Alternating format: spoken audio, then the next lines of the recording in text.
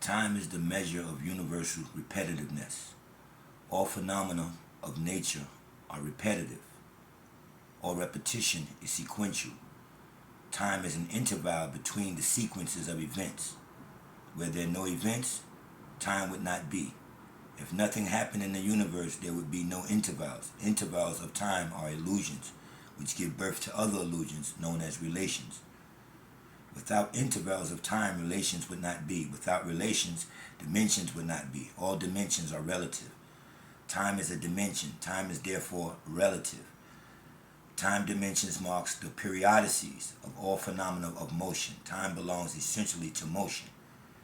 It is not an attribute of substance. In interior time, like all other dimensions, did not exist. Say that again. In interior time, like all other dimensions, does not exist. In opposition, time appears to exist. In opposition, in opposition, there are apparent intervals which create the illusion of motion, which we call speed. Speed is the time consumed in relations to the distance covered. Speed is the time consumed in relations to the distance covered. In the highest perceptible octave, the speed of reproduction of the, I would say, of the accumulated universe constant is 186,330 miles per second. The speed of 186,000 miles, 86,330 miles is the speed which energy overcomes interior and sets in motion in the highest octave of the lowest potential of matter perceptible on this planet. I'm going to say that again. This speed of 186,330 miles is the speed which energy comes interior. It overcomes interior, which energy overcomes interior. And it sets it in motion in the highest octave of the lowest potential of matter perceptible on this planet. Why did I just say all of that? To y'all who are listening. I say it to say there's ways to teach stuff that will be considered the right way, the proper wording and stuff like that. But then there's also ways to break things down, and that way people can follow what you're saying. I don't like to get too far gone to where only it should be a bunch of rocket scientists sitting in front of me to follow me. I'm trying to share this with a lot of people. So the best way what I'm gonna do today is explain to y'all the matrix and the kings, queens, and gods of the matrix. And I'm gonna try to get y'all to understand in a easy way. I'm gonna try to facilitate it. How one thing, the true thing, happened in one space alone, one space, and how it was moved to another space and duplicated, replicated, and called your world, the world you were born into. And it's called the matrix, the matrix. And why it's called the matrix, or you might hear people say the simulation. Matrix, starting with M-A, Ma, a matriarch. They're trying to steal from one space from the great mother, from the great energy, from the prime material, and leave a, let's say, beehive. Let's think of a beehive, and let's just say that's 0 point access. That's above what we would call the north, the North Star, the Polaris, and you have 7 luminaries around this bright light called Polaris, and the Ursa Minor, Ursa Major constellations in the north. And that's what everything is. It's a bright light, Polaris, and it's 7 luminaries around this bright light. Look at this as a hive, and everything is here. Think of an octopus, right? That's how you might have to think of the Great Mother. And you see I have the electromagnetic fields of tentacles that come out. This would be what they say the Big Bang is, when energy was released and all of this electromagnetic energies. But if you're looking at it, those electromagnetic energies are serving as tentacles of an octopus, and this would be the Great Mother. So if you look closely at your screen, and if y'all can see the ball with the electromagnetic energies, just say inside that ball, the round part in it, the whole is the Eye of Ra. It's 0.0 degrees, and everything comes out of this hole in the forms of energy. So it looks like serpents or tubes and things of that nature, right? From what y'all see, looks like all kind of magnetic energies. I'm gonna move up on it a little bit, coming out of one place. That's everything right there, what you're looking at. That's all. That's what they call in the Big Bang and things of that nature. And everything, all material for the world, or for this system that was going to be built. That beings that come from another space and get here and set up a system. And this system that I'm speaking of is actually in the sea kingdom, underwater. It's in the waters. All this is happening from the waters, from the deep space. Then you have outer space. Outer space would be when you look up and they say outer space, we're going outer space. Then you have deep space, because the sea is space also. You have to understand what space is, but I don't want to get into that. So from this energy that's coming out, just say what you're seeing in that ball. It's a hive. Think of a beehive. And just say one bee wanted to get away from the hive and go somewhere and build his own hive. There is no material but this. Everything here for this space, which we'll call our place on earth. Earth being what we're grounded to.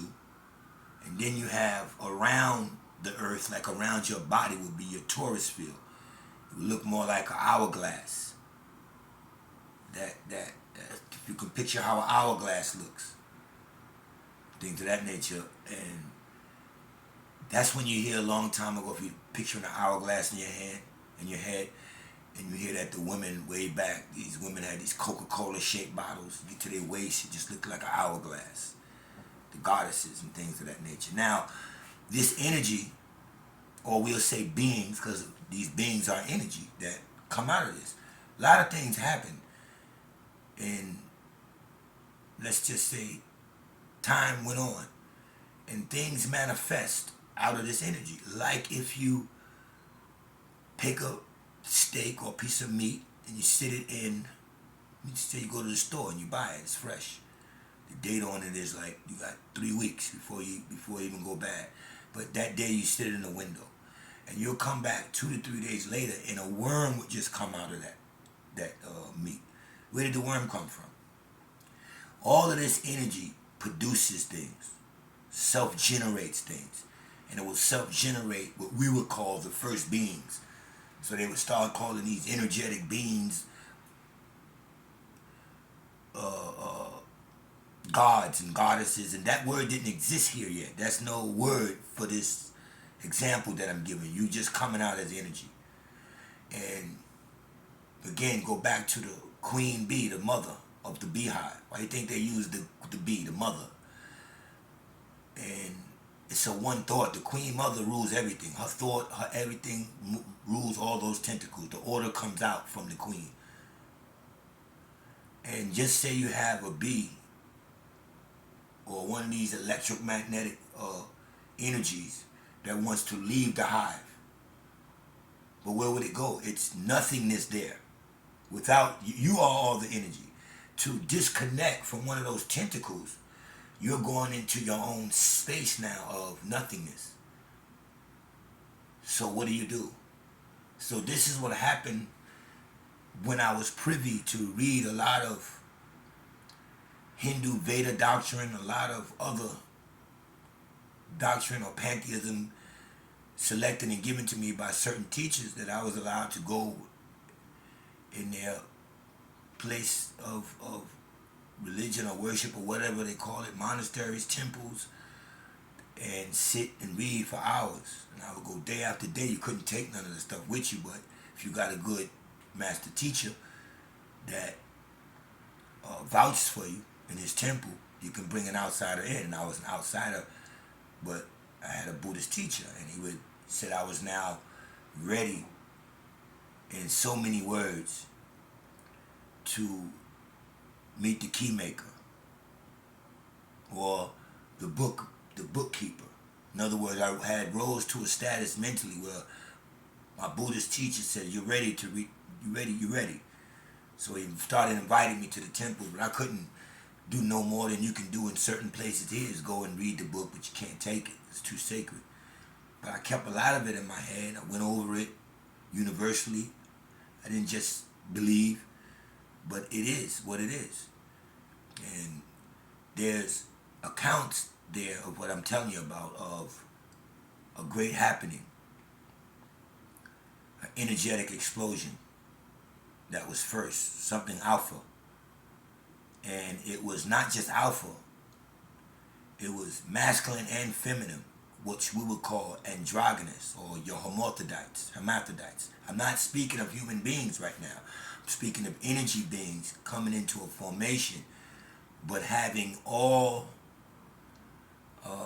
necessary equipment, circuitry, to be male, masculine and feminine, male and female. This is why your Bible can tell you that Adam formed out of a liquid state, and first man on earth was, they'll tell you, is Adam. They're just confusing you.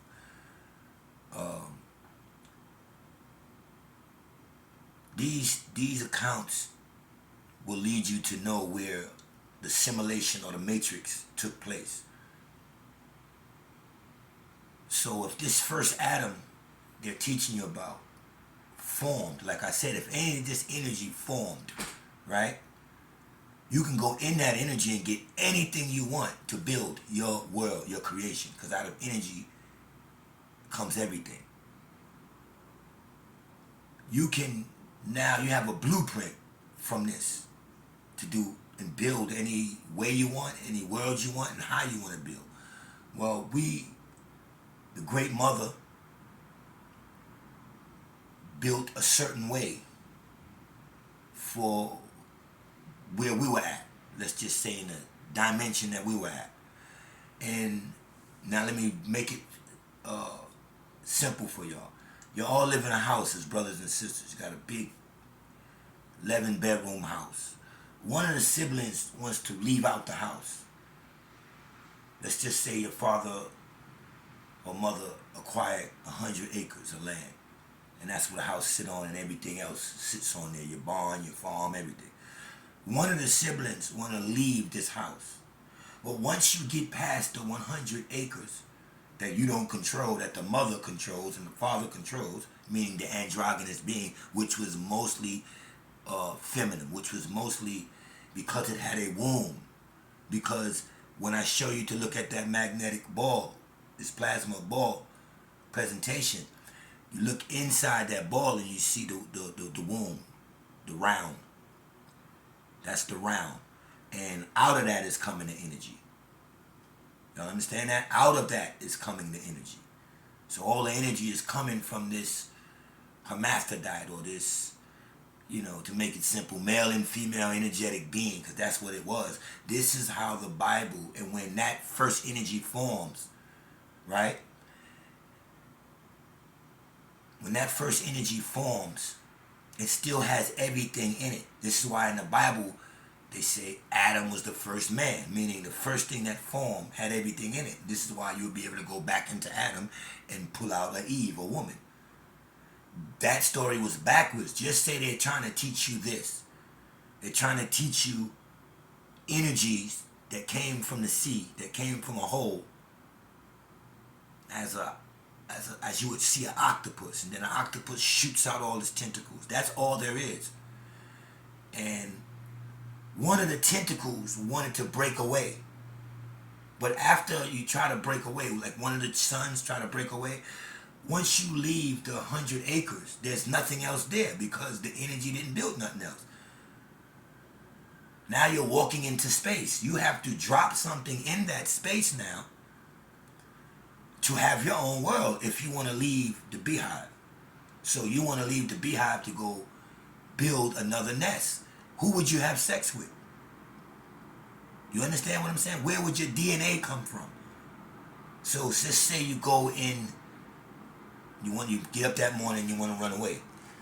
And you go to the farm that you'll have, you go to the tool shack, you go to mommy and daddy's personal diaries and stuff, and you steal as much as you can. You steal soil, you steal some of the apple seeds, the orange seeds, because you know when you leave 100 acres, there's nothing there. It's desolate. You don't have a shovel, you don't have dirt, you don't have nothing, because everything comes from this prime source. So here's how we get to the title of the queens, the gods and kings, Illuminati, if you want to say, the rulers of this of the ma, the matriarch of a simulation, a duplication of the home you're running away from. You sample what wood is, you sample everything, but you can only take enough, that you can carry. So you don't have everything.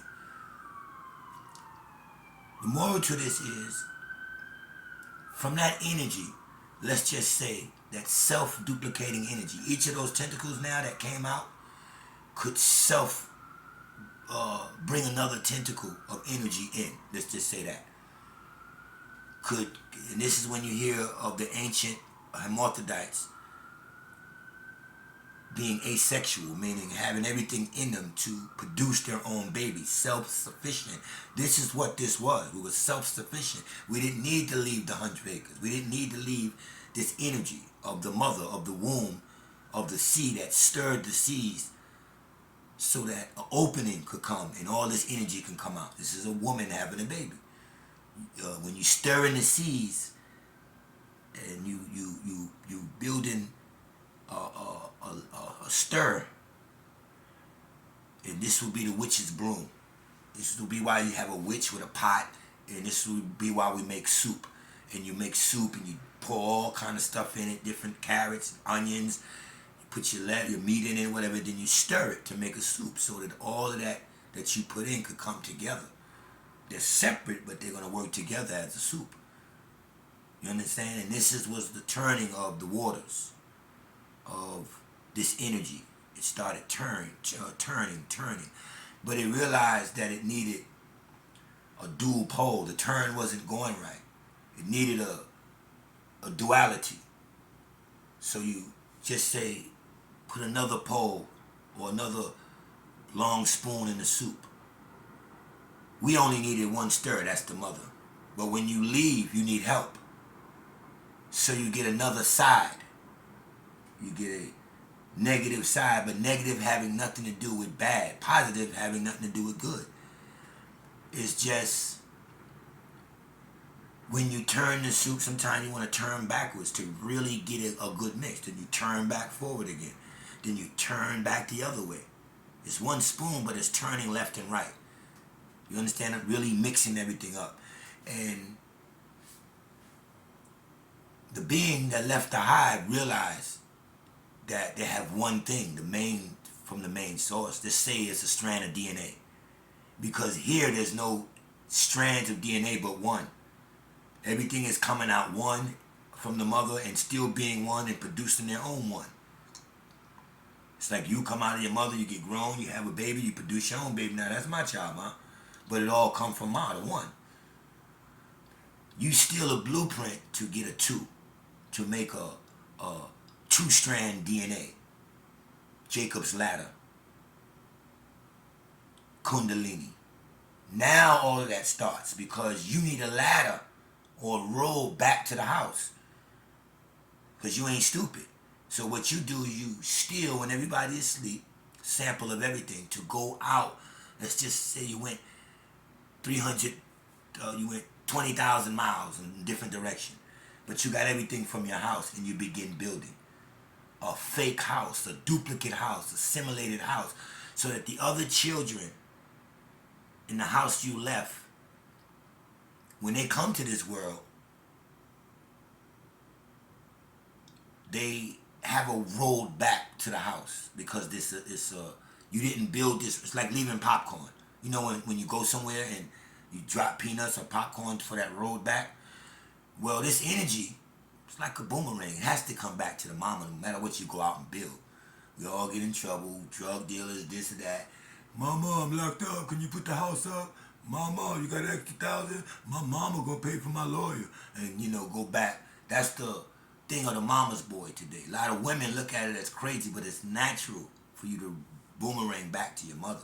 So even though this energy is going out, it needs the rules and the equipment of the mother. So he steals.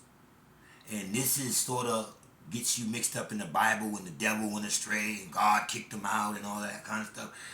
These are stories to explain this kind of information, this energetic information of what really happened.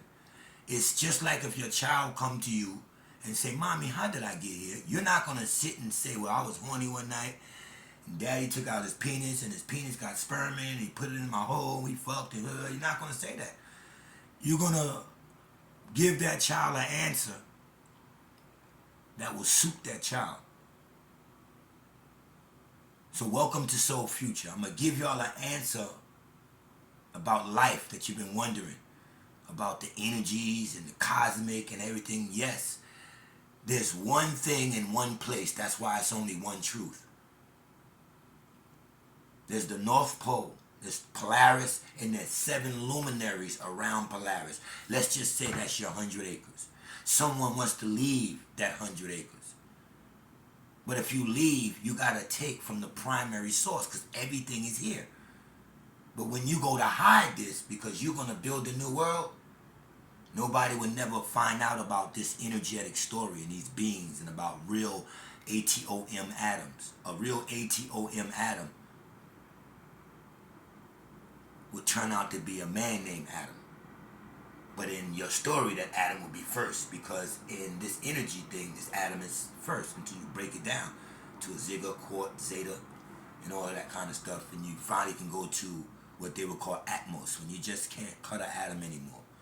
When you just can't go into it anymore. Well, anyway, just think of these beings, this being stealing, gets to this other part of his land and remembers how the house looked and begins building that house. But it can't be with the same potent, because you don't even have all the materials, but you got a blueprint, right? So now you want to build a place to put things in, but you won't have any eternal life there. Why? Unless you go now from this natural source that you came out of and start playing with things and creating and becoming, bringing creatures into your system, your third dimensional system, because you left and went lower from a higher vibration, and you're building in those 20,000 miles you went and started finding land to build on was lower vibration than the, let's just say, fourth dimensional vibration that you came from. So you have to build in 3D now. You ain't got no beings, you don't got no bodies, you don't got no people. Where do you get people from? Well, this is the reaper, or the raping that takes place. When you remember, these hermaphrodites are can do it themselves. So they're there building on their own land, but they're producing children out of themselves. And these children just have one strand, so he can't duplicate. He can't duplicate. So he left. A few other people left with him. This is your story of the devil leaving, taking 200 angels with him in that war in heaven. There was no war. The devil just, or this being just wanted to do something else and left the hive. You understand that? But being a hermaphrodite, you were one strand. You only can produce one. Another you. There's no duality yet. There's no other side. This is Cyclops-like. You understand? There's no left and right. There's no polarity, no duality, coming from one source. I and my Father are one, but Jesus is standing on earth. But he's keeping this thing all this extra shit I got to return back to that beehive with that one thought of the mother and what she says to do in that one energy. So a raping has to take place. So when you go to your Bible, you read a passage, I trust it's in Genesis, and the sons of God saw the daughters, and the sons of, God something saw the daughters of man, and they went into them and made them wives and bare children and took all they can choose. This is in the Bible. Look that up. And the sons of God saw the daughters of man, or something like that, and they went in unto them. In other words,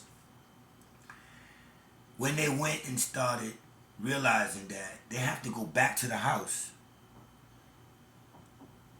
and get that, and let's just say rape something, and take more of my sisters and brothers' DNA. This is why when you listening or reading the ancient Egyptian thing, when you hear about Osiris, which an Oscar is, their god that they put in there. A car is a vehicle. Oscar is OSCAR. It's an Osiris car. It's a vehicle for saying that you believe that this is God and you bought into this 3D. So when you go back to the house and rape your sister, this is why you're going to read that Osiris had a wife called Isis, who was also his sister. You will read a lot of places in deeper